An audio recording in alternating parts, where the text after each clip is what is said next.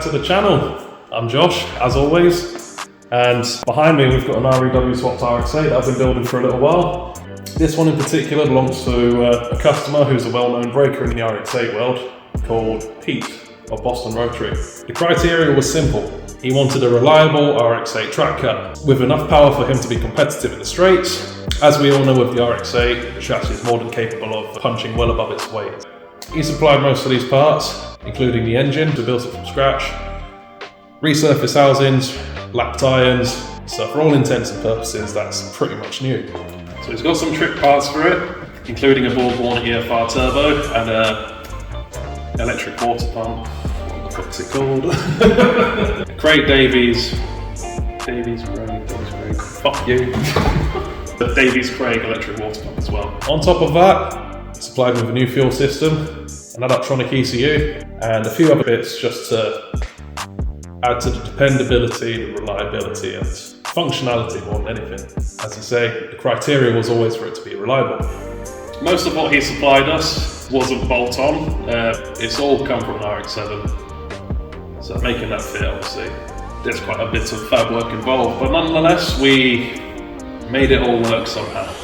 Now it's come to the point where the ECU has the base file on it. Technically it should start. I expect a few little niggles here and there, but for all intents and purposes, it should be ready to start pretty much.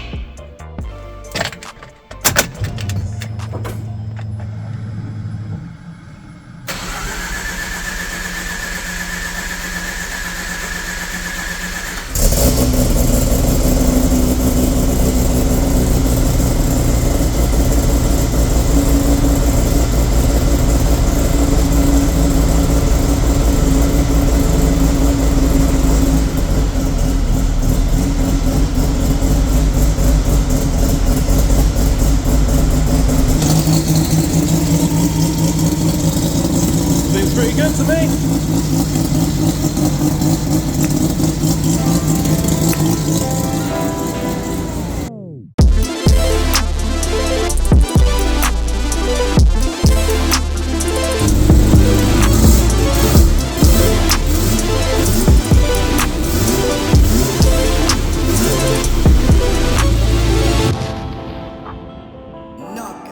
Yeah, quite smoky at the startups, but yeah, that's just the right amount of drama that we need.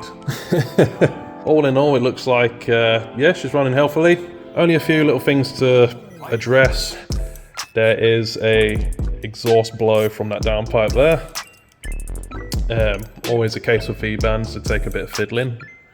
And yeah, nothing else really to report. Just slight adjustments to make, and then yeah, we should be ready to send him on his merry way. Generally speaking, the first start is always a case of giving all your attention to all the places you've been. So all your fuel connections, your oil connections, coolant, etc, etc. Making sure everything's sealed nice and tight, dry, whatever you want to call it. I guess primarily making sure that the engine functions as it should.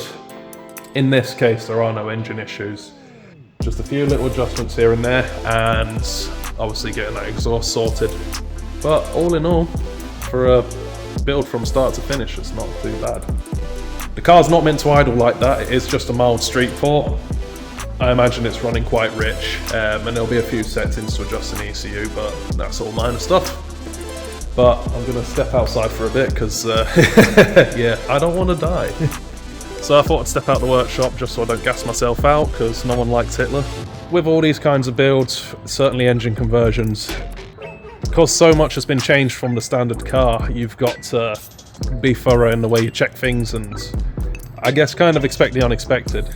Generally speaking though, I'm happy with the build. It's been quite different making stuff fit, or should I say making everything fit in this case, but no, nonetheless it should prove to be a pretty solid race car. So yeah, we're going to wrap it up here. Once again, thank you for watching, and if you like this content, don't forget to like and subscribe to the channel. We've got some more exciting stuff coming up, so tune in for the next one.